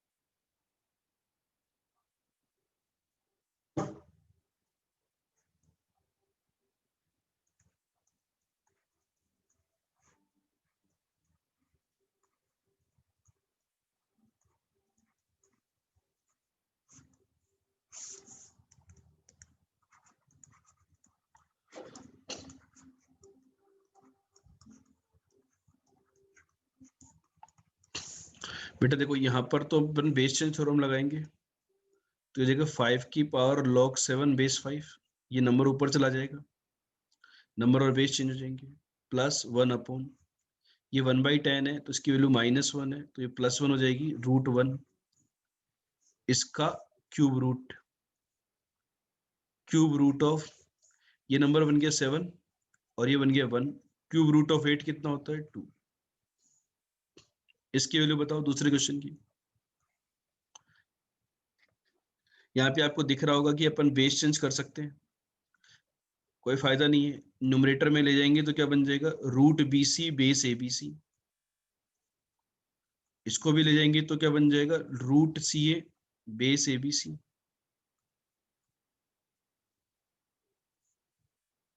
√AB base ABC। हाँ या नहीं? अब देखो बेस सेम बन गया तो अपनी प्रॉपर्टी लग जाएगी एडिशन वाली, सबको मल्टीप्लाई करोगे तो वो भी ABC, तो आपका आंसर कितना आ गया? 1 आ गया। चमका की बेस चेंज थ्योरम को कैसे यूज में लेना है, ये पॉइंट क्लियर हुआ कि नहीं हुआ कि how you will utilize the base change theorem in the questions of the logarithm, ठीक है बच्चों। इसके बाद जो पार्ट आता है वो आता है लॉगरिथम इक्वेशन का। लॉग इक्वेशन के क्वेश्चंस में देखो एक की पॉइंट क्या है, की पॉइंट क्या है वो मैं बता देता हूँ। की पॉइंट, जब भी लॉग इक्वेशन का क्वेश्चन आएगा, तो जैसे कि आपके पास इस प्रकार की इक्वेशन रहती है, log x बेस से equal to log y base से, तो हम ये कंक्लूजन लिख सकते हैं कि x की वैल्यू y के इक्वल होगी। किसके इक्वल होगी? कि x जो होगा मेरा वो y के इक्वल होगा, ठीक है, बेस सेम होता है तो। लेकिन यहाँ पर कंडीशन तो होनी चाहिए ना कि भाई x positive, y positive, a positive, a not equal to 1। तो की पॉइंट क्या कहता है कि आप सोल्व कर लो पहले। भाई वैसे तो आप इन सारी कंडीशन को चेक करो तो टाइम लगेगा, पहले सोल्व कर लो। और सोल्व करने के बाद, because this is the question of equation, तो इक्वेशन को सोल्व करने पर जो x की वैल्यू आएंगी कुछ फाइनाइट वैल्यू जाएंगी,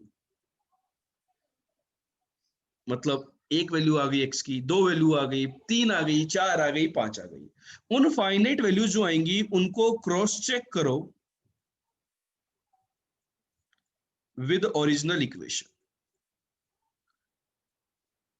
जो भी वैल्यूज आएंगी उनको आपको ओरिजिनल इक्वेशन के साथ क्रॉस चेक करना है। क्या करना है? जो भी फाइनाइट वैल्यूज आपके पास आ रही हैं उनको, जो ओरिजिनल इक्वेशन है, कन्वर्टेड इक्वेशन नहीं। कई बार क्या होता है, इक्वेशन कुछ और फॉर्मेट में होता है, और जैसे कि अपन ने क्या किया, सपोज log x बेस, ये था, ठीक है। अभी भी मैंने इसको क्या लिख दिया, ऐसे लिख दिया, समझना, log x square base 2 plus, मैंने इसको सिंप्लीफाई नहीं किया, मैंने इसको ऐसे लिख दिया, log 2 4x स्क्वायर, तो 4x square equal to 8, x square equal to 2, तो x equal to plus minus √2। तो आपको पता है √2 तो चलेगा लेकिन माइनस √2 नहीं चलेगा, माइनस √2 पे डिफाइन नहीं होगा।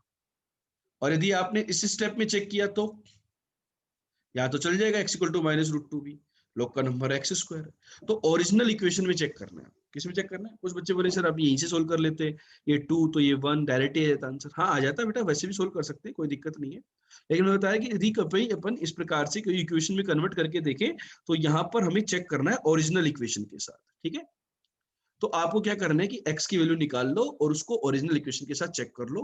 मतलब ये सारी कंडीशन शुरुआत में, जैसे अपन यहाँ लिखते हैं to define x greater than 0, तो इस प्रकार की कंडीशंस को लिखने की आवश्यकता नहीं होती है in the question of logarithmic equation. तो बच्चा लॉगरिथमिक इक्वेशन की क्वेश्चन क्लियर है ना। लॉग इनइक्वालिटीज के अंदर हम कंडीशन को डिफाइन करेंगे। जैसे कोई आपसे बोल देता लॉग बेस है x माइनस 2, नंबर है 3 इक्वल टू 2, इसके सॉल्यूशन बताओ।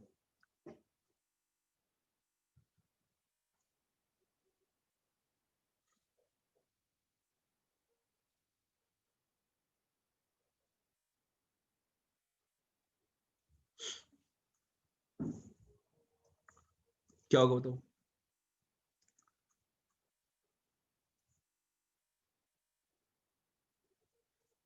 3 इक्वल टू एक्स माइनस 2 का whole square, x square minus 4x plus 1 equal to 0।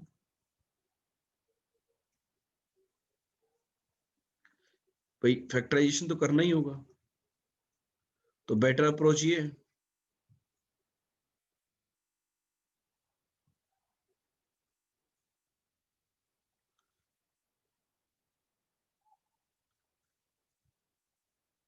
तो एक वैल्यू तो आ गई 2 माइनस √3 और एक वैल्यू आ गई 2 प्लस √3।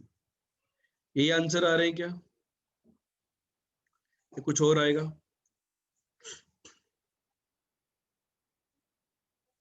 दो आंसर आए, 2 माइनस √3 एंड 2 प्लस √3।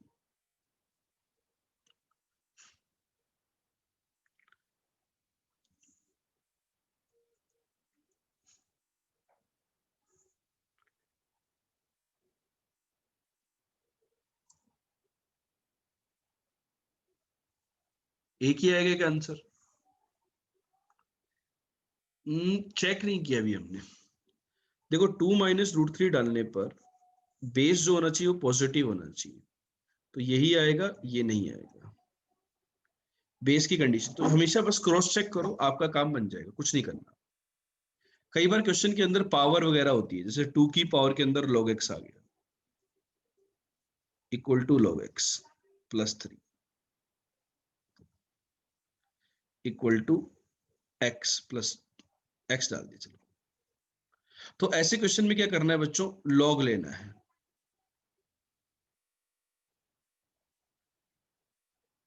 जब भी पावर के अंदर कुछ भी आए तो दोनों तरफ log लेकर के सोल्व करना, ठीक है। इसके बाद बच्चों बात आती है log इनइक्वालिटी की।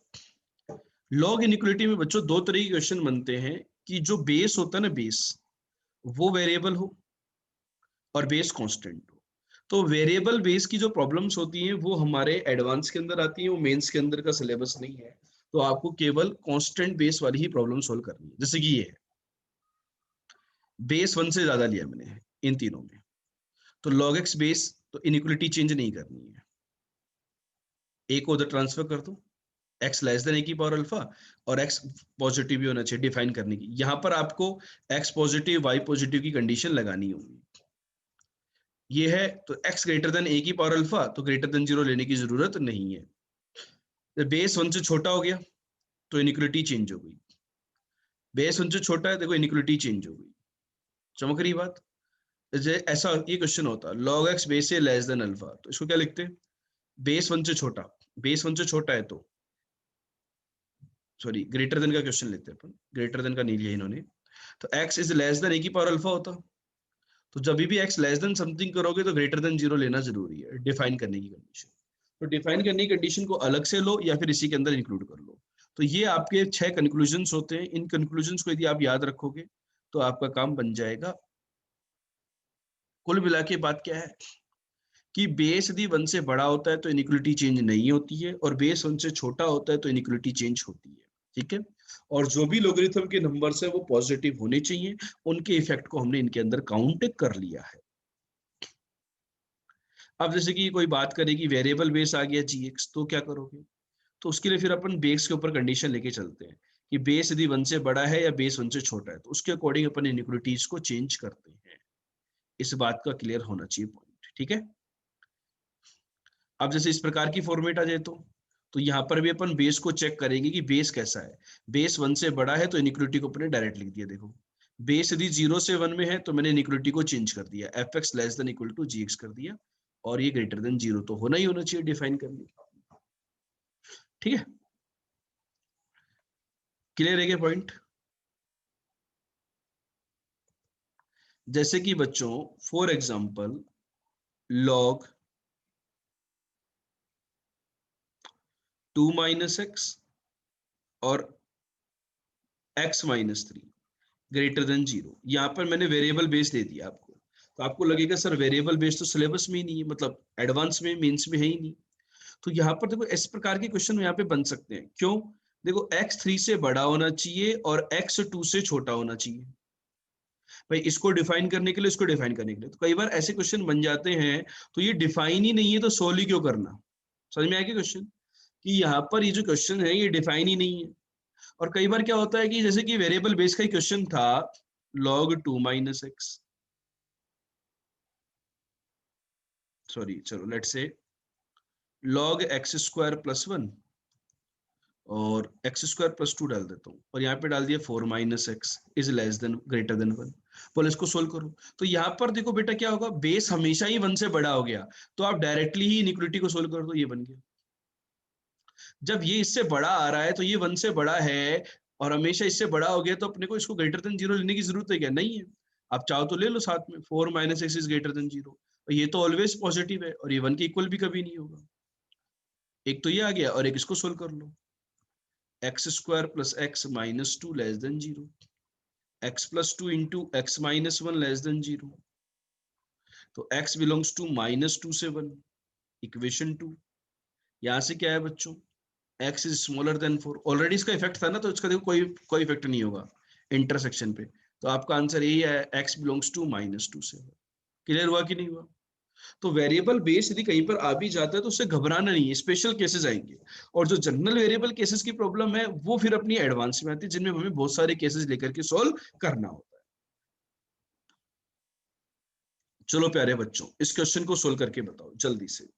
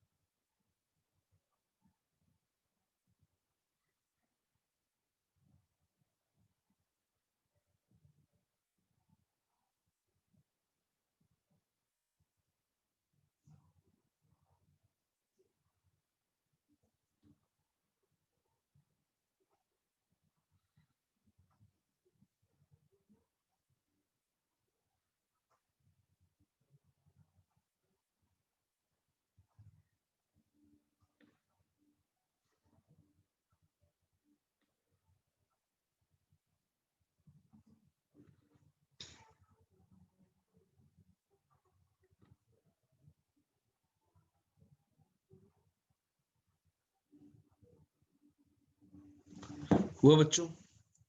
देखो यहाँ पर बेस देखो कैसा है, 0.5। तो राइट हैंड साइड को भी मैं 0.5 की पावर 0 लिख दूं, तो ये एक्सपोनेंशियल इनइक्वालिटी बन गई। बेस 1 से छोटा, तो पावर को कंपेयर कर दें,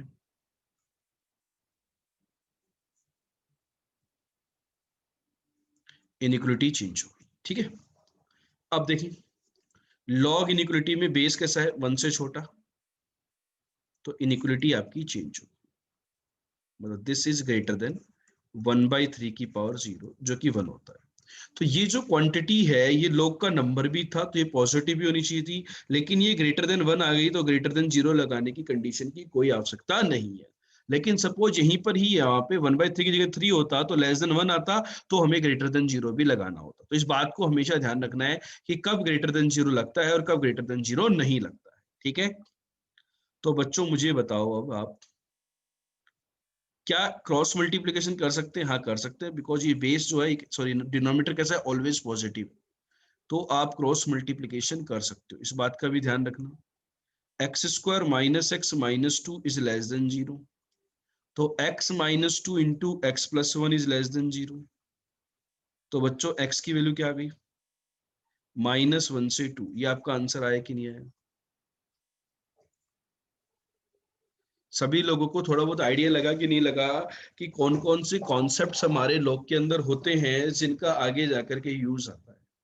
ओवरऑल कंक्लूजन यही है कि लॉग इक्वेशन के क्वेश्चन को तो सोल्व कर लो और डायरेक्ट इक्वेशन में चेक कर लो कौन कौन से सेटिस्फाई कर रहे हैं, और लॉग इनइक्वलिटी के अंदर डोमेन का ध्यान रखते हुए सोल्व करना है। इनइक्वलिटी रिवर्स करनी है या नहीं करनी है, और लॉग के नंबर के ऊपर पॉजिटिव की कंडीशन लगी कि नहीं लगी, ये हमें लॉग इनइक्वलिटी के केस के अंदर ध्यान रखना होता है बच्चों। बच्चों इसके अंदर एक लास्ट पार्ट आता है लॉग के अंदर, कैरेक्टरिस्टिक एंड मेंटिसा। वास्तविकता में कैरेक्टरिस्टिक एंड मेंटिसा हम पढ़ते क्यों हैं, उसके पीछे एक रीजन बता देता हूं मैं आपको। ऐसा क्वेश्चन यहाँ पर कई बार पूछ लिया जाता है कि ये जो नंबर है वो एक बहुत बड़ा सा नंबर दे दिया गया कि 18 की पावर 50, इसको सोल्व करने के बाद एक नंबर आएगा, बहुत बड़ा इंटीजर आएगा, उसके अंदर कितने डिजिट्स।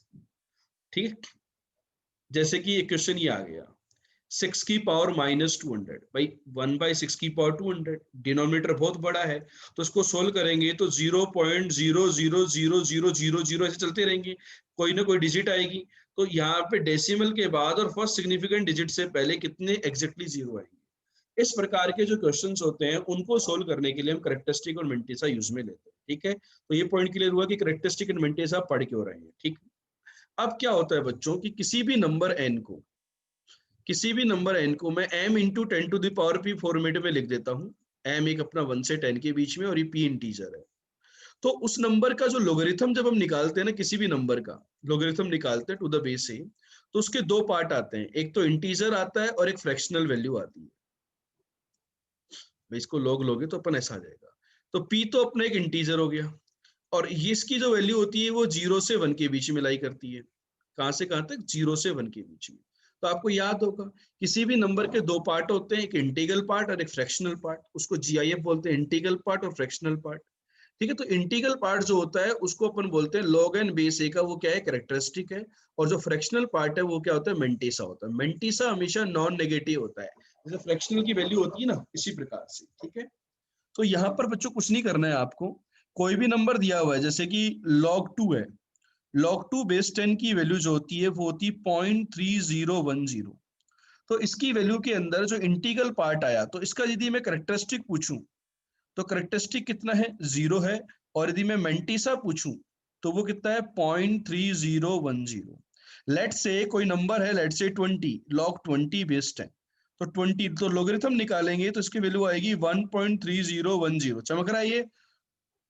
तो इसका करेक्टरिस्टिक 1 हो गया, और मेंटिसा कितना रहा? सेम रहा। मतलब यहाँ पर वैल्यू जो होगी मेंटिसा की वो सेम आ रही है। जैसे कोई आपसे बोल देता 2000 बेस 10, तो ये कितना होता?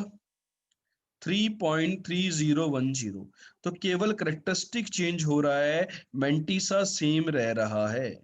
जैसे कोई आपको बोल देता log 0.2 बेस 10, तो ये हो जाता आपका -1 प्लस log 10 की पावर -1 प्लस 0.3010। तो मेंटिसा पॉजिटिव है, करेक्टरिस्टिक नेगेटिव हो गया। करेक्टरिस्टिक इज -1 और मेंटिसा इज दिस। ठीक है, तो बेटा मेंटिसा के बेसिस पर हम लोग ये बात कर सकते हैं, मतलब करेक्टरिस्टिक के बेसिस पर हम लोग ये जज करते हैं कि उस नंबर के अंदर कितने डिजिट्स होंगे। जैसे एक डिजिट थी तो करेक्टरिस्टिक 0 आया, 2 डिजिट थी तो करेक्टरिस्टिक 1 आया, 4 डिजिट थी तो करेक्टरिस्टिक 3 आया।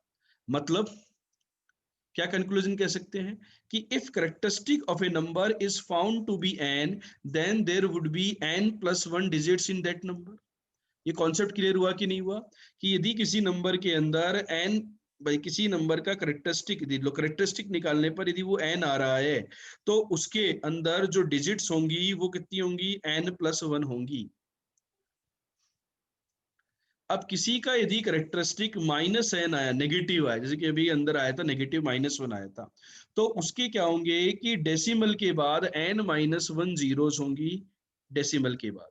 जैसे यहाँ पर देखो .02 था, जैसे आप ये देखो, आप log 0.002, डेसिमल और फर्स्ट सिग्निफिकेंट डिजिट से पहले कितनी, 2 जीरोस हैं, तो इसका जो करेक्टरिस्टिक आएगा वो आएगा -3 और मेंटिसा आएगा 0.3010 कैलकुलेट करने पर।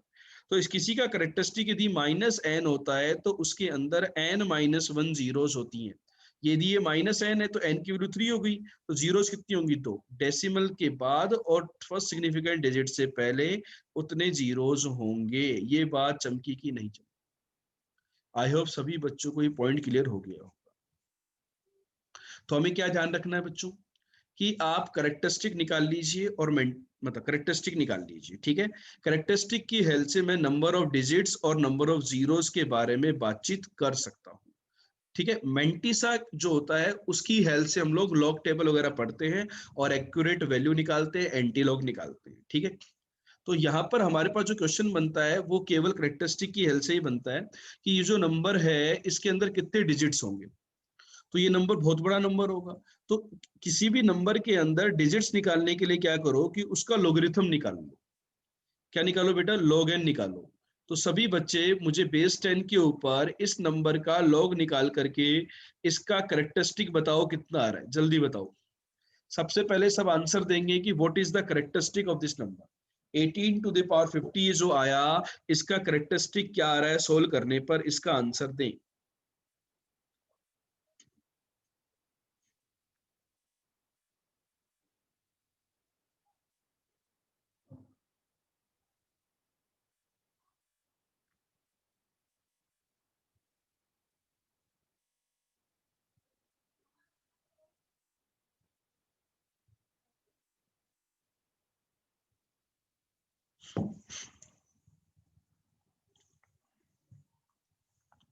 करेक्टरिस्टिक 1 आएगा, कैसे बेटा?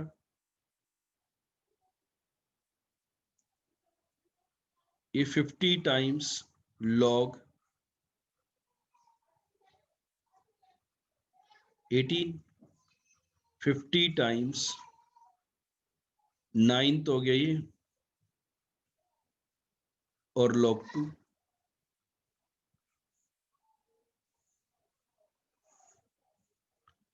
भाई इसको पहले सोल्व कर लो ना, कितना आ रहा है 50।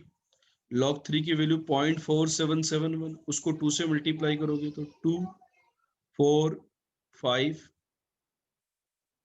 0.9542 plus 0.3010। so this is 50 into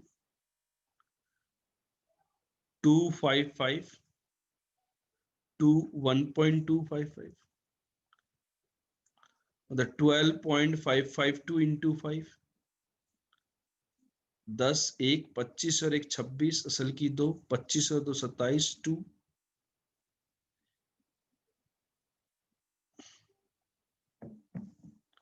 बेटा 62.760 आ रहा है क्या? 62.760 means characteristic is 62 and mantissa, जिसका हमें कोई यूज नहीं है। मेंटिसा हमेशा पॉजिटिव होता है, इस बात का ध्यान रखना। 0.760 मेंटिसा पॉजिटिव लेना है 0 से 1 के बीच में। तो किसी नंबर का यदि करेक्टरिस्टिक 62 है तो उसके अंदर जो डिजिट्स रही होंगी वो कितनी रही होंगी, 63। आपका आंसर जो आएगा वो आएगा 63।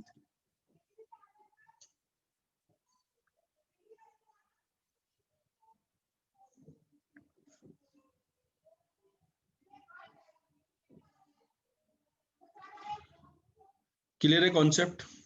कोई डाउट, कोई कंफ्यूजन? ठीक है।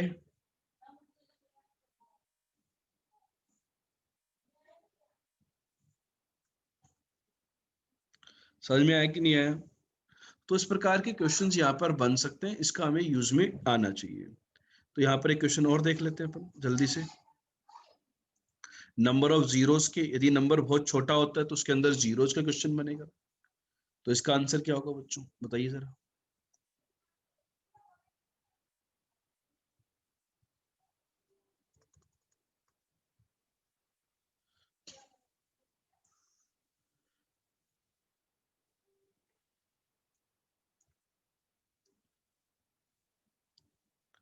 क्वेश्चन वही रहेगा बेटा, आपको क्या करना होगा, लॉग की वैल्यू निकालनी होगी बेस 10 के ऊपर।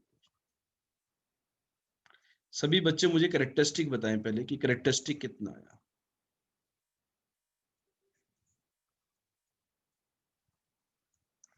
लॉग 3 होता है 0.4771, लॉग 2 होता है 0.3010, माइनस का 200 इंटू 1877 पॉइंट 200 से मल्टीप्लाई कर दो, 2 6 5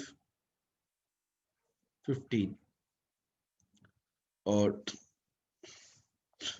1 पॉइंट तो ही गया था, 155.62 माइनस का, तो ये आ गया माइनस का 155.62। तो इसका जो करेक्टरिस्टिक है, क्या वो -155.2 है क्या? यदि मैं करेक्टरिस्टिक को -155 बोलता हूं तो मेरा मेंटिसा नेगेटिव होगा, ये ध्यान से समझना। जब नेगेटिव का क्वेश्चन आता है ना तो ये गड़बड़ करते हैं हम लोग, इसका नहीं मैंने क्वेश्चन लिया है। तो इसका जो करेक्टरिस्टिक है वो माइनस का 156 है, आप इसको ऐसा लिखोगे, मेंटिसा इज 0.38। मेंटिसा जो होता है उसको हमेशा पॉजिटिव लेना है, क्योंकि जब आप इस तरीके से कैलकुलेशन करते हो तो ये नेगेटिव में ही आएगा। तो इसका जो करेक्टरिस्टिक है ना, करेक्टरिस्टिक, उसकी वैल्यू माइनस का 156 है। तो बताइए नंबर ऑफ जीरोस कितने होंगे, n-1। यदि करेक्टरिस्टिक -n होता है तो नंबर ऑफ जीरोस होते हैं n-1, दैट इज 155। बच्चों क्लियर हुआ कि नहीं हुआ क्वेश्चन? यस और नो में आंसर देंगे।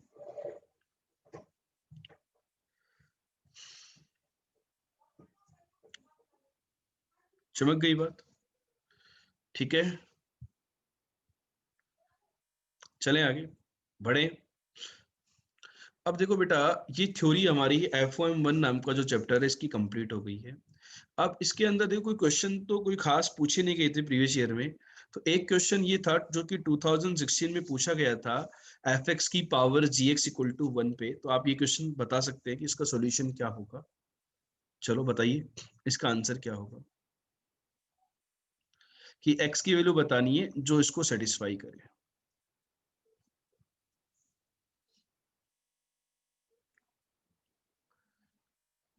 सम of all real values of x।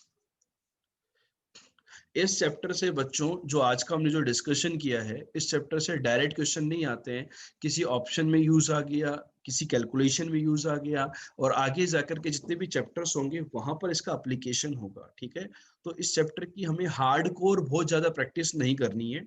जो कॉन्सेप्ट्स आपको बताएं उनका रिवीजन करना, और उन कॉन्सेप्ट का यदि किसी आगे आने वाले चैप्टर में यदि आप अप्लाई नहीं कर पा रहे तो उस कॉन्सेप्ट के ऊपर कुछ क्वेश्चंस की आपको प्रैक्टिस करनी है। ठीक है, नहीं बच्चे क्या होते हैं, लोगरिथम के ऊपर बहुत सारा टाइम इन्वेस्ट करते रहते हैं और लोगरिथम बहुत ज्यादा हद तक इस चैप्टर से नहीं पूछा जाता है, इस बात का ये ध्यान रखना।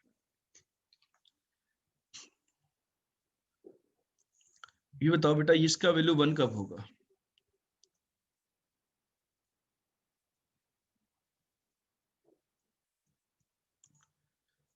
केस 1, बेस ही 1 हो जाए। बेस 1 हो गया तो पावर कुछ भी हो क्या फर्क पड़ेगा? बेस यदि 1 हो गया तो पावर कुछ भी हो कोई फर्क नहीं पड़ेगा। तो x² minus 5x plus 4 equal to 0। तो मेरे पास सोल्व करने पर x की दो वैल्यू आई, एक आई 1 और एक आई 4। तो x की दो वैल्यू आ गई, बेस 1 हो गया। और कोई केस? पावर 0 हो जाए और बेस कुछ भी हो कोई फर्क नहीं पड़ेगा, बेस 0 नहीं होना चाहिए। है ना। तो इसको सोल्व किया तो x plus 10 into X minus 6, solve करने पर आ रहा है x इक्वल टू -10 एंड 6। तो -10 एंड 6 पर बेस कभी भी 0 नहीं हो रहा है, ठीक है। तो ये भी आ गए, ये भी एक्सेप्टेड हो गए। दो वैल्यू ये, दो वैल्यू ये। केस 3,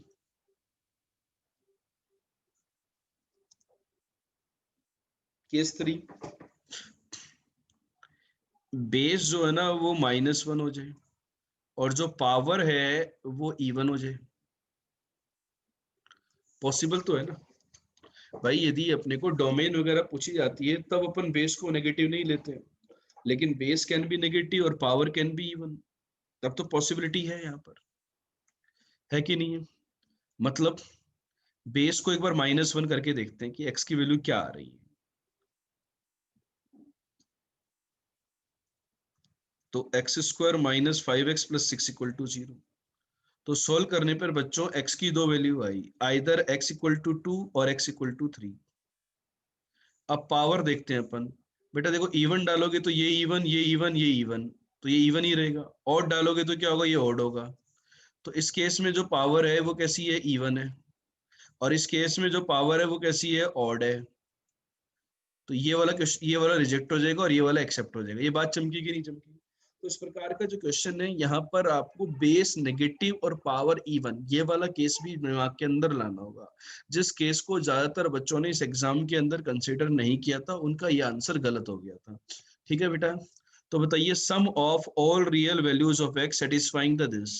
तो 1 + 4 5, 5 + -10 -5 + 6 1 और 1 + 2 3। तो आपका जो आंसर होगा वो 3 होगा।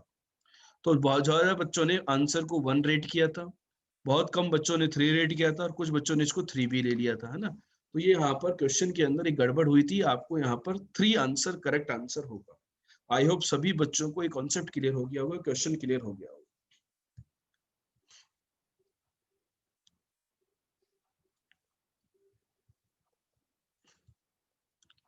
क्लियर है क्या बच्चों।